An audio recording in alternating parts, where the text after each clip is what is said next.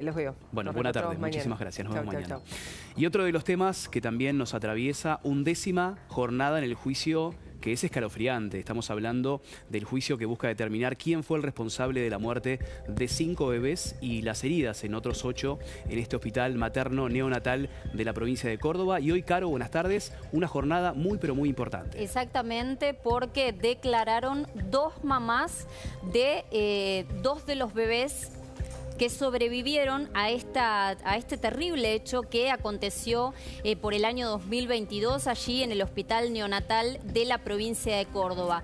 Todas las miradas están puestas en lo que ocurre en un juicio que, como vos bien decías, Pablo, lleva 11 días, pero todavía falta mucho. Mañana hay un testimonio, ahora en un ratito vamos a contar de quién se trata, un testimonio muy importante.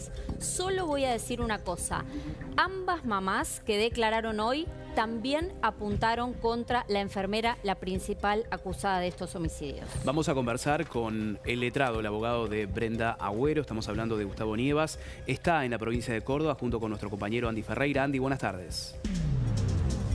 ¿Cómo está, Pablo? Muy buenas tardes para vos, para todos. Hoy terminaron de declarar las madres y también lo hicieron en transcurso de estas ya promediando 3 semanas, abuelas, padres incluso de víctimas y de bebés sobrevivientes.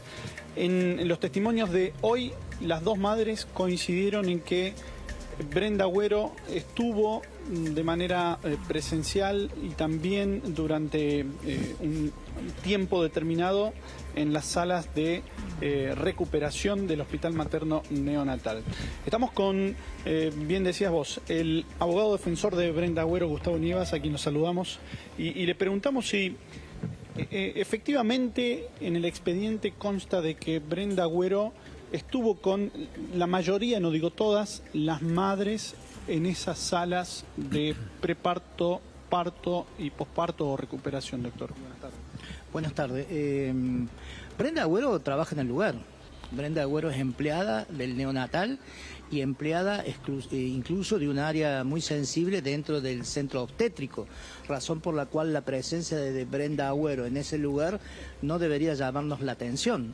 Es más, el centro obstétrico es el lugar donde las madres llegan, donde se hace el parto, donde a veces se complica y donde indudablemente en determinadas situaciones está saturado el servicio, y razón por la cual las jefas indican que las enfermeras pasan de un lugar a otro, razón por la cual la presencia de Brenda en el lugar no es una cosa que debería llamarnos la atención. De hecho, vamos a probar cuando llegue el momento, en este juicio que recién empieza, que no es solamente Brenda la que estuvo presente, sino que hay cosas que tienen que ver con la presencia de Brenda y que ocurren cuando Brenda ya se había retirado. Lo que pasa es que yo creo que nosotros hemos atravesado, como defensores de Brenda, una etapa muy delicada, muy sensible, que es la declaración de las mamás. La declaración de las mamás llenas de dolor, cuya veracidad ni se puede ni siquiera dudar, tiene la particularidad en que uno trata de ser muy delicado en lo que va a preguntar, pero ese testimonio tiene que pasar por un filtro, por un escáner de una prueba de credibilidad y de sinceridad. Nosotros creemos que hay solamente una madre hoy la había nombrado en la investigación penal preparatoria a Brenda. Después, ninguna de ellas la había mencionado a Brenda. Habían descrito, la mayoría, 4, 5, 6 personas de distintas maneras, y después tuvieron que ver si podían encajar el nombre de Brenda Agüero en alguna de esas personas que ya habían nombrado. Algunas la terminan encajando como una descripción física diferente a la que verdaderamente tiene Brenda, y en otros casos se genera una nueva situación que no mencionaron, como una de las mamás que dijo que la vio a Brenda Agüero charlando con 3 médicas en el lugar. No hay ninguna novedad que Brenda esté en el lugar porque precisamente trabaja ahí. Lo que sí hay algunas menciones de las madres que dicen que Brenda Agüero la cargó en brazos, pero Brenda Agüero trabaja dentro del lugar y más en recuperación de las madres, que es cuando las enfermeras tienen contacto con los bebés porque son las que están llevándolo y trayéndolo de la sala de recuperación, específicamente en las incubadoras y demás. O sea, no debería llamar la atención que Brenda Agüero esté en contacto con los bebés. Pablo, equipo, los escucha el doctor Nievas. Gracias, Andy. Doctor Nievas, buenas tardes. Más allá de la estrategia legal de su defensa para con Brenda Agüero, eso igual de todas formas la ubica en la zona, ¿no? En el lugar donde aparentemente se investigan esas 5 muertes. Lo que sí, quizás usted está dejando entrever que pudo haber habido otro tipo de responsabilidades. ¿A qué se refiere?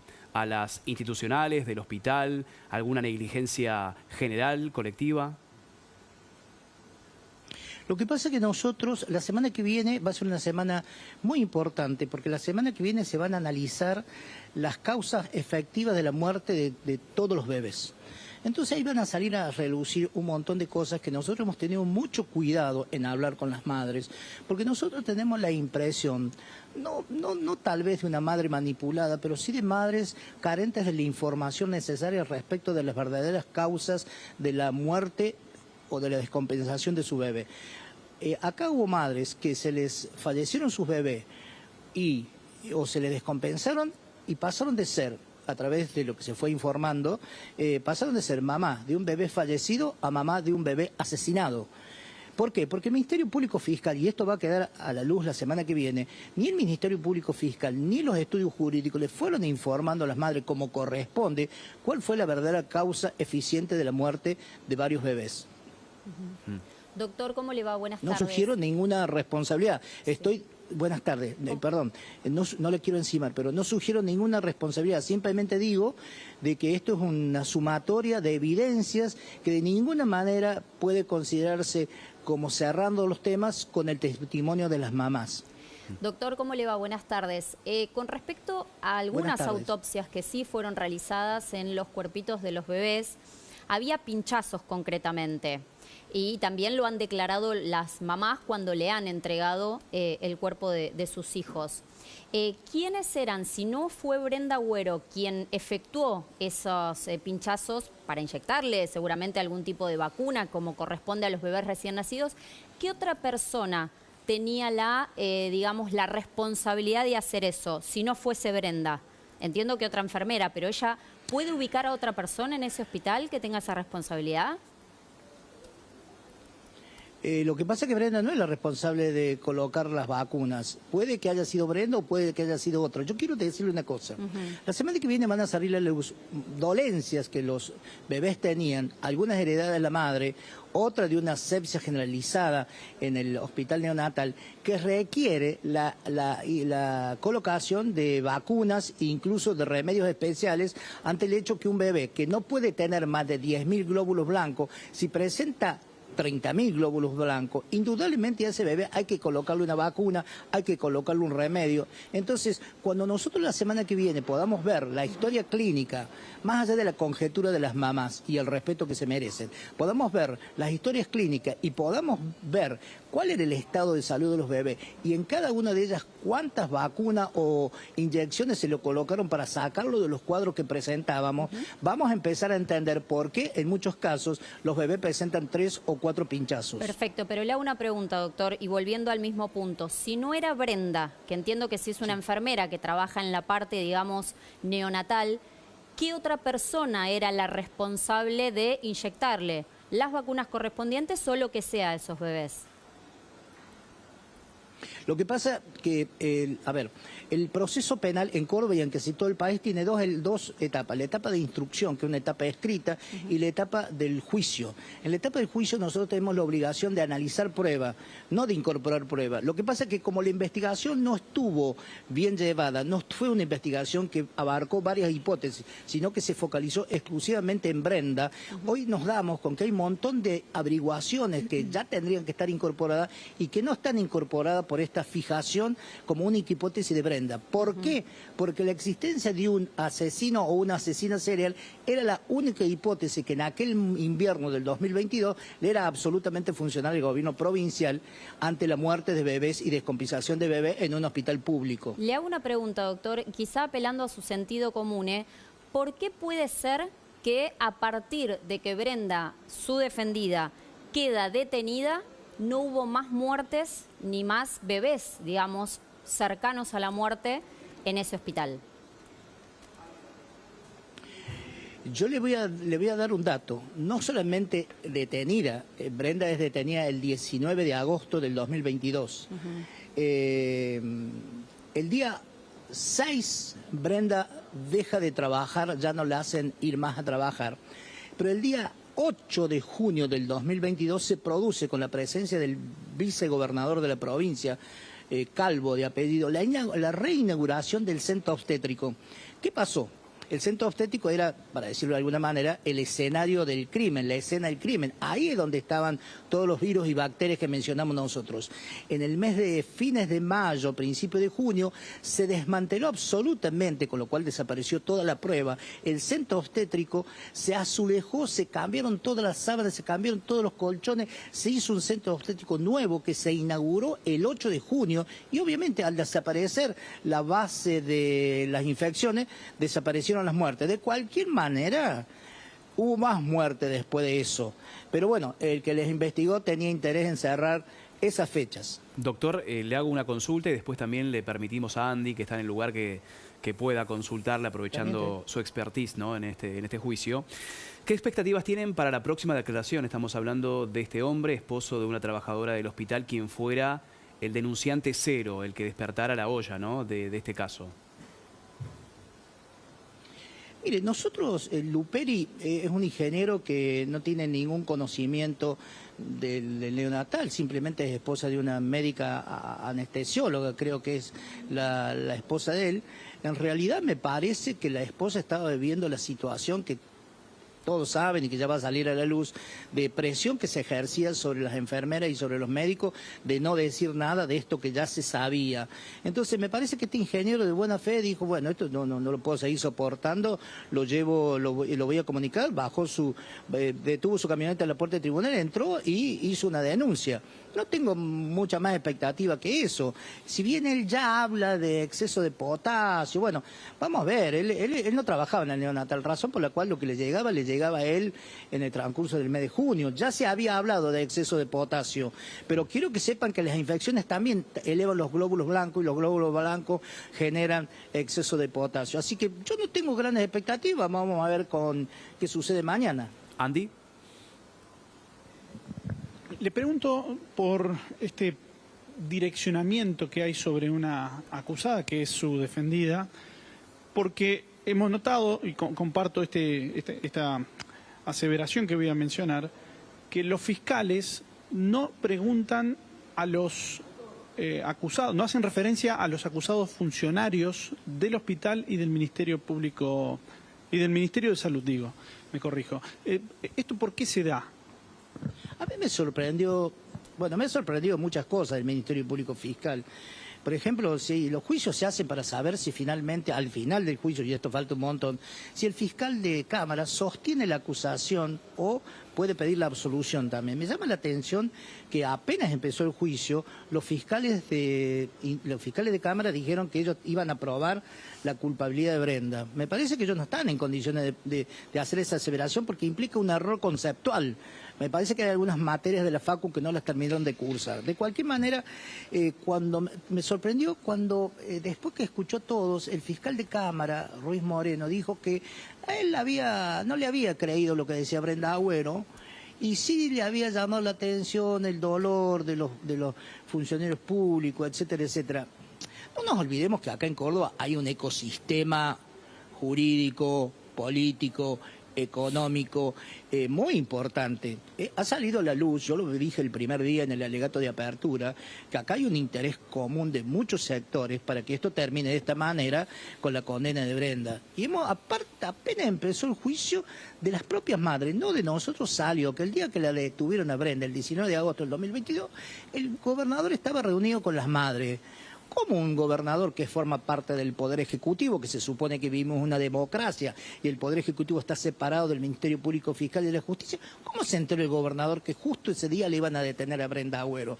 Es más, en esa reunión no solamente estaba el gobernador, estaba el ministro de Justicia, el ministro de Derechos Humanos, pero aparte estaba el doctor Nagy, que es el representante de algunas madres. Entonces, cuando el sumario era absolutamente secreto, cuando nadie tenía por qué saber nada y el fiscal estaba llevando adelante la detención de Brenda, resulta que ya había parte de ese ecosistema político, jurídico, en marcha, donde indudablemente está operando finalidades también económicas, porque hay una cifra millonaria de demanda en contra de la provincia. Y eso es algo que también va a surgir en los próximos días y es un elemento muy importante cuando se tenga que analizar bajo el sistema de la sana crítica racional la prueba incorporada y cuáles son las motivaciones que pueden tener distintos actores para declarar como han declarado. Doctor Nievas. No, por favor. Gracias. Muchísimas gracias también. Y Andy, Sí. te dejo cerrar también ahí esta entrevista y agradecerte el excelente trabajo que estás haciendo, Andy. Bueno, cerramos diciendo que mañana, como dijo el doctor Nievas, va a declarar Francisco Luperi, este ingeniero que está por fuera de todo el sistema de salud, pero que tiene a su esposa, Virginia Zamora, bien digo, que era la anestesióloga en ese hospital y que fue la que motivó a este ingeniero a realizar la denuncia el 4 de julio del 2022, casi un mes después de las últimas muertes y de esa guardia fatídica en la que murieron 2 bebés y otros 2 fallecieron. Mañana va a haber novedades en este sentido. Andy, abrazo grande. Muchísimas gracias por el trabajo. Abrazo. Y antes de abrir el juego a la mesa, queremos escuchar el testimonio en primera persona de una de las protagonistas de esta jornada. Decimos, 11ª jornada en este juicio que es escalofriante contra Brenda Agüero y otros 11 imputados en la provincia de Córdoba. Vamos a escuchar a Gabriela González. Es la madre de Isabel. Su hija murió poco después de haber dado a luz. Y el testimonio apuntando directamente contra Brenda Agüero. Esto decía. Cuando reconstruís este momento, ¿pensás que ahí pudo haber inyectado algo en tu hija? Sí, totalmente. Totalmente. No tengo dudas de que en ese momento que ella se da vuelta, la pinchó Isabel. Y la otra enfermera también hizo un comentario. La otra enfermera le dijo, es con vos, Brenda, como dando hincapié a que todos los bebés lloraban con ella. Sin embargo, Gabriela, ¿no te diste cuenta en ese momento de todo lo que estaba ocurriendo? No, sinceramente en ese momento no, porque lo que sí me salió decirle que le hiciste, porque como mamá y escuchar que tu hijo pega ese grito desgarrador, te sale eso. No la quería culpar, pero le pregunté qué le hiciste y ella se puso colorada, o sea, se puso roja, nerviosa, como cuando estás haciendo algo que no debes hacer. ¿Ella estaba con barbijo y cofia? No. Escalofriante también el testimonio de todas las madres y también de aquellas que lograron que sus hijos sobrevivieran y están en sus casas. Decía Andy, ¿no, Caro, que mañana también va a ser un día clave con respecto a la declaración de este ingeniero, este hombre, esposo y también denunciante, ¿no? Número 0, el que destapó todo este escándalo. Exactamente, Pablo, es el que se anima a denunciar. A ver, recién me animo a decir que como estrategia de defensa, el abogado de Brenda Agüero, claro, minimiza un poco lo que tenga para aportar. Estamos hablando de Francisco Luperi. Pero ¿qué pasa? Él es el primero, el valiente, podríamos llamarlo, que se anima a denunciar esta cadena de muertes de los bebés. ¿Por qué le llama la atención? Porque él, como cualquier compañero, llega a su casa y le preguntaba a su mujer, estamos hablando de la médica Virginia Zamora, cómo te fue y demás. Todos los días hacía lo mismo. Cuando su mujer le empieza a contar la cadena de muertes de bebés, a esta persona le llama la atención y obviamente le suma también el llamado de atención de los 8 bebés restantes que también estuvieron mal de salud. No llegaron, digamos, a morirse, pero afortunadamente, lo tenemos que decir, pero sí estuvieron en gravísimo estado y también en esos bebés se encontró presencia de potasio. Vamos a repasar en esta placa que preparamos con la producción de quién estamos hablando cuando hablamos de este testimonio muy importante. Y una aclaración, esta persona ya declaró al principio, apenas se radicó la denuncia ante el fiscal Raúl Garzón, pero mañana va a ampliar esta declaración. El testimonio, lo decíamos recién, testimonio clave, declara este jueves, realizó la primera denuncia, bueno, esto que yo contaba recién, en el año 2022, y es el esposo de la médica Zamora, personal del lugar neonatal que estamos hablando donde ocurrieron estas terribles muertes. Así que se espera con mucha, pero mucha expectativa el testimonio entonces en el día de mañana. Presento a toda la mesa porque no llegamos con con la velocidad de la información. Nacho, Maxi, también buenas tardes. Buenas tardes. Y sumamos al doctor Francone. ¿Cómo le va, doctor? Gracias por la invitación. Bueno, Bien, todo escuchó bien, la gracias a entrevista Dios. con su colega de la provincia de Córdoba. Lógicamente, Me pareció muy jugoso. va a tener su estrategia de defensa, ¿no? Todo homicidio, todos los homicidios necesitan una estrategia preparada. El delito de homicidio es el delito más estudiado en el derecho penal respecto del grado de defensa y hay 3 formas de defender un homicidio. Primer punto, antes de hablar del homicidio, estamos ante el primer caso de este siglo o el mejor caso de este siglo, el más resonante, de un homicida serial.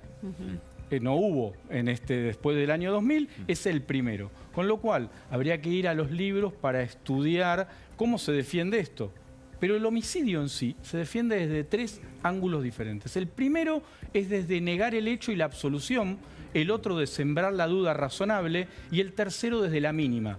¿Qué significa desde la mínima? ¿Sí? Un homicidio en el cual sos responsable de ese homicidio y peleás entre 8 y 25 años para que te den 8, te den 9 o te den 10. Yo cuando defiendo homicidios en sede penal hoy por hoy, me llevo 10 años, salimos todos festejando con la familia abrazándome porque en 2/3 partes están en libertad. ¿Qué significa? Que alguien con 12 años de condena en 8 años está en libertad haciendo 3, 4 cursos en 6 y medio.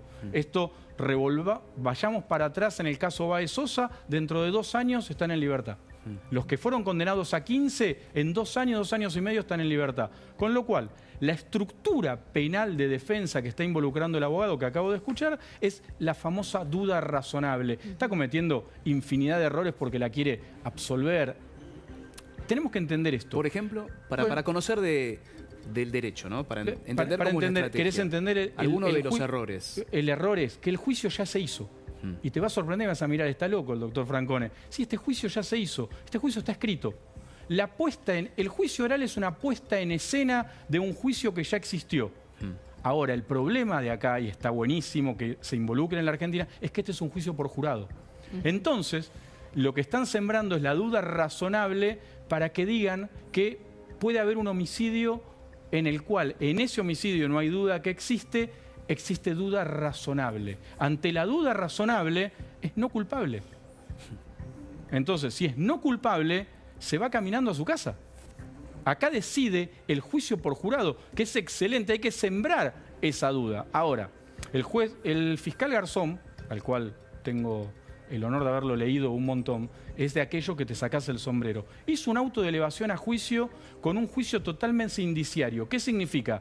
Que son todos indicios, pero sumó 8 indicios terminantes, son tremendos. Se come los 8 indicios, desde el indicio de presencia, oportunidad, conocimiento, justificación, personalidad, concomitancia. Tiene todo esta chica. Ahora no nos olvidemos que pero la duda ¿cuál sería? Que nadie la vio in situ pinchando al bebé, y hay ¿no? otra duda. No tiene motivación. Ok. No saben por qué mató. Pero un asesino serial nunca tiene motivaciones. Sí, ¿Tiene? ¿Siempre? Por lo general siempre la motivación está. O sea, ¿Y si no tiene? Porque ella ¿Es un caso superó, atípico? escuchá, ella superó, esta chica Brenda, las pericias psicológicas. Pero eso es una Y condición sine qua non para que no sea la culpable. No, bajo ninguna responsabilidad, no, bajo ninguna condición. Claro. A ver, yo voy a dar mi veredicto anterior con todos los años, 32 años que hago esto, cientos de juicios orales. Está condenada. O sea, está condenada. ¿Qué quiere decir superó las pericias psicológicas en este caso? No es patológicamente alguien enfermo. El otro día estaba acá con Enrique de Rosas, estuve capo, nos sacamos el sombrero y las pericias de la chica son pericias normales. A eso me refería si no tiene algún motivo aparente. ¿Es algún trauma no resuelto de la bueno, infancia? pero la defensa, en los errores de defensa, es introducir eso, es una persona normal. Ahora, también hablando de la gente que nos conocemos de los medios, viene Hugo Lescano y se hace un festín con los movimientos bueno, no lo dijimos gestuales. el primer día, está la imagen ahí. No, está bueno. Esa imagen, bueno, fíjese doctor, cuando cruza las piernas, cuando le empiezan a preguntar, ¿no? Pablo, nosotros preparamos a los imputados ante el espejo, los hacemos grabar, los grabamos, los verificamos, los hacemos llorar, sabemos cómo se genera. Tengamos en cuenta que hace muy poco hicimos Baez Sosa con un montón de tipos que estaban mudos, que creíamos que era una defensa potable, se comió 5 perpetuas, pero se llevó 3. O sea, nunca creamos lo que estamos viendo, porque se llevó 3. Hay 3 pibes de Baez Sosa que en 2 años están en libertad. Esto fue en el año 2000, 2020, creo. 2020. Los condenaron a 15. Con 2/3 partes, en 10 años te vas a tu casa, hiciste 2 cursos de arreglar heladera, son 8 años y medio, ya estamos en el 28. Pero en este caso, si es una asesina serial, si se comprueba su participación directa en la muerte de 5... Si hay duda razonable, no. Hay duda razonable. Duda razonable que sería que un jurado no coincida con el resto. Exactamente. Que no haya unanimidad. Vos tenés que sembrar la duda razonable de que ella no fue, de que pudo ser otro. Ahora, es muy complejo. Todos los demás imputados son administrativos. Hay solo una enfermera más. Pero lo que están tirando es embarrando. Embarrando y embarrando. En el barro, ¿sí?, los defensores ganamos. Porque lo que existe, y decía el abogado con buen criterio recién, es, vos necesitas, él le dijo otro nombre, pero es la prueba tasada. Esa prueba que se transforma en prueba indiciaria, para que sea una prueba condenatoria tiene que estar prueba tasada. Esa prueba tiene que ser una prueba real, conforme y conteste para poder probar con otra cosa. El indicio de presencia solo no sirve, ¿sí? Pero el indicio de presencia sumado al indicio de oportunidad es otro indicio porque ella estaba ahí. Ahora, decir que los nenes murieron porque la vacuna estaba vencida y está complicado, o porque los nenes tenían una patología preexistente heredada de la madre, son errores garrafales de la defensa. ¿Por qué? Porque los jueces no te están mirando siquiera en eso, y el público, que son hoy el jurado, no te lo va a creer, porque lo que decía Caro recién, ella dejó, no te contestó, Caro, date cuenta que no te contestó. Pregunta tampoco, por eso te tiró la pelota afuera. Había otra enfermera, usted lo dijo recién. Había otra enfermera. Te tiró la pelota afuera. ¿Quién era la encargada concretamente de inyectarle lo que sea? No importa, lo que sea. Pero está bien lo que hace el abogado. Está bien, obvio. Declara, sí. Acuérdense que en otros casos los abogados se callan, no ponen su esposo. Te tiró la pelota afuera, pero nunca te contestó. ¿Por qué cuando la dieron de baja, se terminaron recordemos que son 5 homicidios y 8 lesiones. Estamos ante 11 bebés en el transcurso de 3 meses. En esos 3 meses ella dejó su puesto y se terminó. Ahora bien, la defensa dirá, no, bueno, como descubrieron el hecho, ahora se portan bien. O el problema es que llegó a decir que se infectaban porque estaban los colchones en mal estado, o porque... Esos son los errores. ¿Por qué? Porque a veces, cuando vos tenés un homicida, vos te lo llevás con 8 o 10 años, es culpable, es responsable, ¿sí? Pero es ganar en la defensa. O sea, esa famosa frase política, perdimos pero ganamos. Bueno, eso es parte de un homicidio. ¿Por qué? Porque defender al homicida es muy complejo. Defender al homicida es complejo. ¿Por qué es complejo? Porque yo, por ejemplo, cuando me toca una causa de homicidio, yo no me entrevisto con mi cliente hasta que no armo la estrategia. Y después la estrategia la marco yo. En este caso es la chica esta, Brenda Agüero, se puso a estudiar Derecho.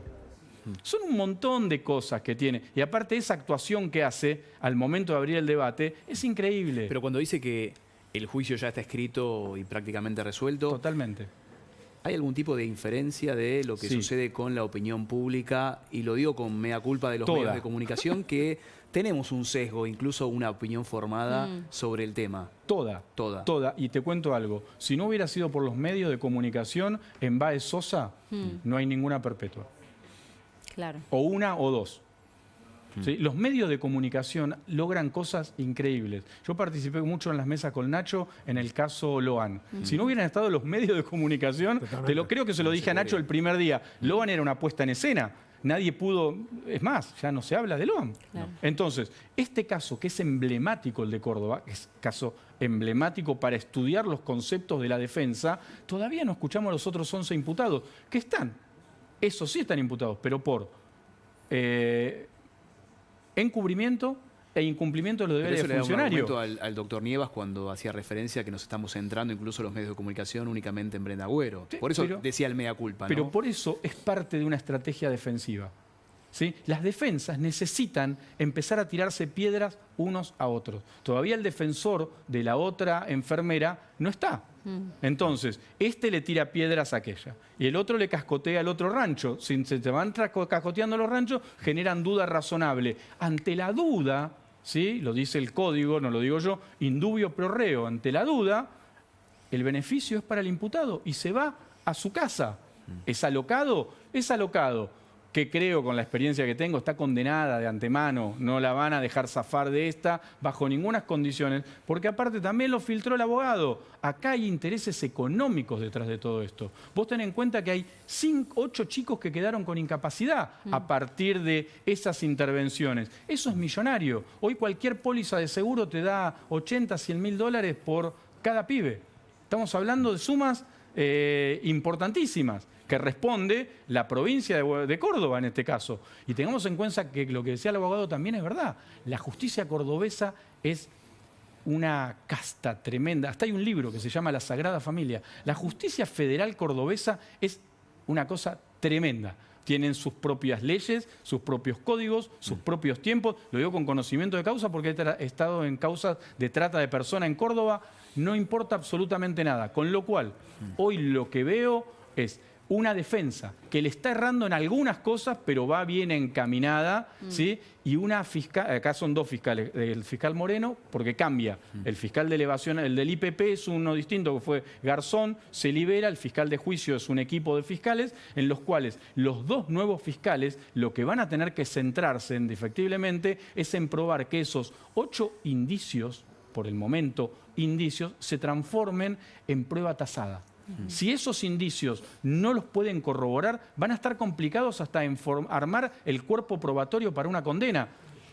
¿Y sirve, por ejemplo, doctor, que la defensa presente pruebas, digamos, a favor de la acusada? Ya está presentada esa prueba.